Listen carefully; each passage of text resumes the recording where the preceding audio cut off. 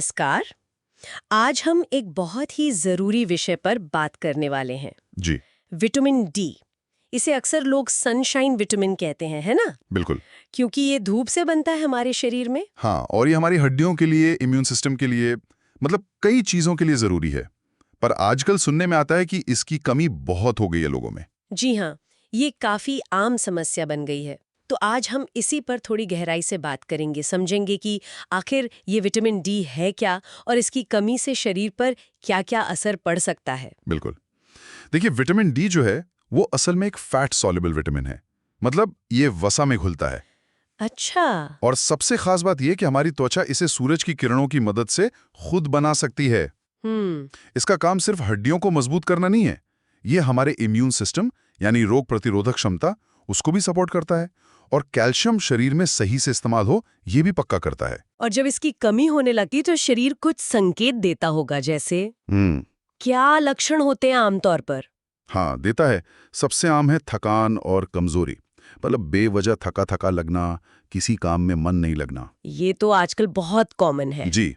फिर हड्डियों और जोड़ों में दर्द, खासकर पीठ में, घुटनों में, कभी कभी सूजन भी आ जाती है। अच्छा, और मांसपेशियों का क्या, उनमें भी कुछ असर होता है? हाँ, मांसपेशियों में ऐंठन हो सकती है या कमजोरी महसूस हो सकती है। चलने फिरने में थोड़ी दिक्कत, अकड़न जैसा लगना। और मैंने सुना है बाल झड़ना भी इससे जुड़ा हो सकता जी है। हाँ, अगर बाल तेजी से झड़ रहे हैं तो ये भी एक लक्षण हो सकता है।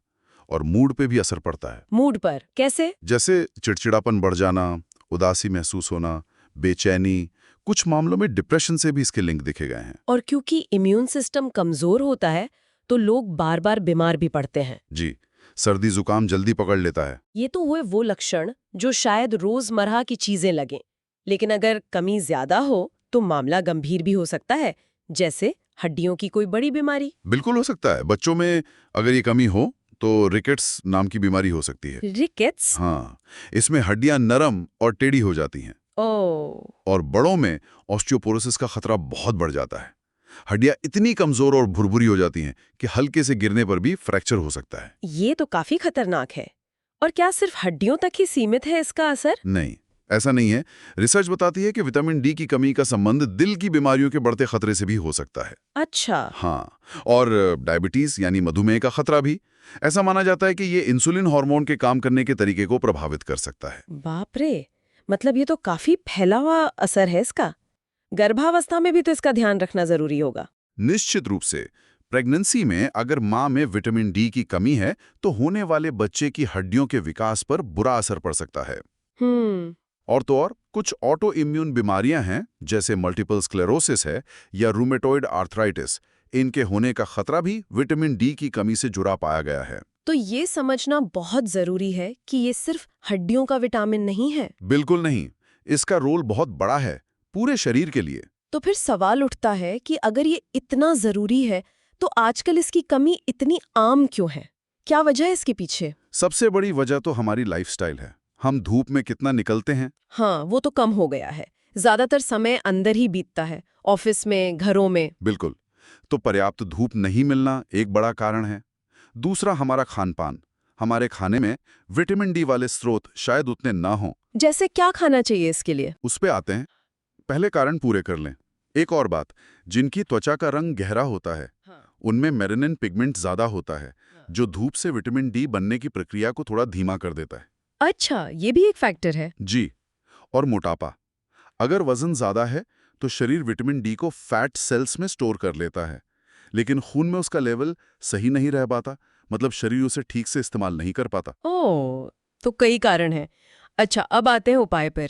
इसे ठीक कैसे किया जाए? सबसे पहले तो धूप की बात हुई। कितनी धूप काफी है? देखिए, धूप सबसे अच्छा और नेचुरल तरीका है। कोशिश करें कि सुबह की धूप लें, जब किरणें बहुत तेज ना हो। करीब 7 से 10 बजे के बीच का समय अच्छा माना जाता है। कितनी देर? रोजाना 15 से 20 मिनट भी काफी हो सकते हैं।